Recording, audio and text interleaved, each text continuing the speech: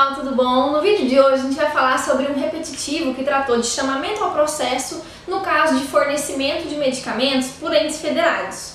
Mas antes eu queria te contar algumas novidades. Como vocês podem ver, a gente está num lugar novo e agora acabaram os ruídos, muita gente reclamou, com razão. Eu estava gravando num lugar um pouco barulhento, até encontrar uma sala um pouco mais tranquila, um lugar onde eu vou gravar um vídeo com os vídeos para vocês de uma maneira mais com cara de vídeo de YouTube mesmo. Eu tô tentando fazer isso, só que ainda tá em construção. Vocês estão vendo aqui que ainda tá meio escuro, alguma coisa ainda não tá boa. Eu ainda vou melhorar algumas coisas, mas por enquanto, pelo menos o barulho já acabou e eu prometo pra vocês que vai melhorar a partir de agora, tá? O som vai melhorar, a luz vai melhorar também. Eu tô me dedicando um pouco mais a isso agora. Então vamos falar hoje sobre o informativo 539 do STJ, conjugar com uma decisão recente do STF, tá? Então o caso é o seguinte: quem já estudou chamamento ao processo, aquela intervenção de terceiro que existe dentro do processo civil, já estudou, pode continuar a assistir o vídeo. Se você ainda não estudou, dá uma pausa, vai no livro do Fred Didier, ele explica de uma maneira super tranquila o que é esse instituto e depois você retorna para dar continuidade ao vídeo. Que eu já vou partir do princípio que você já sabe o que é. Mas, para quem já estudou e não tá lembrando direito, eu vou dar uma revisada rápida, só com uma frase que o Fred fala em aula e que eu acho muito esclarecedora. Ele fala o seguinte: se um A entrou com uma ação contra B, pleiteando cumprimento de determinada obrigação que B possuía em relação a A parte B, quando ela recebe a petição inicial, a primeira atitude que ela faz é pleitear o chamamento ao processo, que nada mais significa quando B olha para o juiz e fala: juiz, chama também C para essa demanda, tendo em vista que nós somos solidários na prática desta obrigação que está sendo requerida por A. Isso é o chamamento ao processo. Eu chamo alguém para responder junto comigo na parte ré. Para o Fred e para a doutrina como um todo, o chamamento ao processo nada mais é do que um litisconsórcio passivo ulterior. Falando sobre medicamentos, a primeira pergunta que eu vou te fazer é: existe uma solidariedade entre União, Estados e municípios na prestação de saúde no Brasil? Existe, gente. Recentemente, é por isso que eu quero falar com vocês, recentemente o STF, numa repercussão geral, reiterou seu entendimento no sentido que existe sim solidariedade entre os entes União, Estados e municípios na prestação da assistência à saúde aqui no Brasil. Então existe uma solidariedade entre os entes federativos na prestação de fornecimento de medicamentos.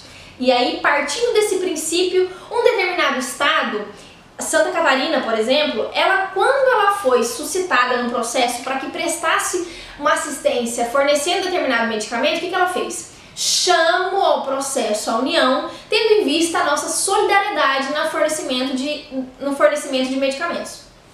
O que o STJ fez no recurso repetitivo do informativo 539? O STJ disse expressamente: não é adequado o chamamento ao processo da União em demanda que verse sobre fornecimento de medicamento proposta contra outro ente federativo.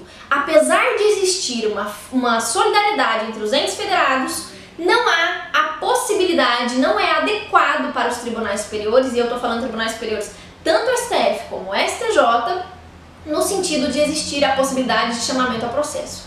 Agora a gente vai para as justificativas. Quem já estuda há mais tempo está cansado de saber a justificativa mais batida que todo mundo fala, que é aquela: o chamamento ao processo, nesse caso, de um Estado chamando a União para o processo, para fornecimento de medicamento, é uma medida meramente protelatória, que causa tumulto processual e prejudica a celeridade. Isso é o que 90% dos seus concorrentes vai falar na sua prova. O que eu quero com esse vídeo? Eu quero te dar mais duas justificativas para que você acrescente na sua resposta, ou numa prova oral, ou numa prova discursiva, para que fique uma resposta mais completa e diferenciada das outras pessoas. Então, fazendo uma conjugação entre jurisprudência STF e jurisprudência STJ, eu cheguei a 3 fundamentos. O primeiro fundamento foi esse que eu acabei de falar para vocês: causa tumulto, prejudica a celeridade, é uma medida protelatória. 2. Não se admite interpretação extensiva do artigo 77, inciso 3 do Código de Processo Civil para alcançar uma prestação de entrega de coisa certa. Lá, se você vai verificar agora, o artigo 77, inciso 3 do Código de Processo Civil fala que caberá chamamento ao processo no caso de existência de solidariedade para pagar quantia. Quando a gente fala em fornecer medicamento, nós estamos falando de entrega de coisa. Não dá para interpretar extensivamente assim, essa pagar quantia, essa solidariedade no sentido de pagar, para estender a interpretação para entregar coisa e entregar medicamento. E por último agora, então você já viu a primeira, a segunda, vamos à terceira justificativa. Para o STF, é um meio inconstitucional o chamamento ao processo, nesse caso de fornecimento de medicamentos, para evitar o acesso ao remédio pela parte contrária, prejudicando, no caso, ele é inconstitucional, porque ele fere o direito à saúde que está expresso na Constituição Federal. Então, 3 justificativas importantíssimas para a sua prova. É medida meramente protelatória, não se admite interpretação extensiva de 77 e é meio inconstitucional para evitar acesso ao remédio pela parte contrária, tá? Memorizem essas justificativas, vai ser um diferencial na sua prova. Então a gente se vê nos próximos vídeos. Um beijo para todo mundo, bons estudos, até semana que vem, tchau!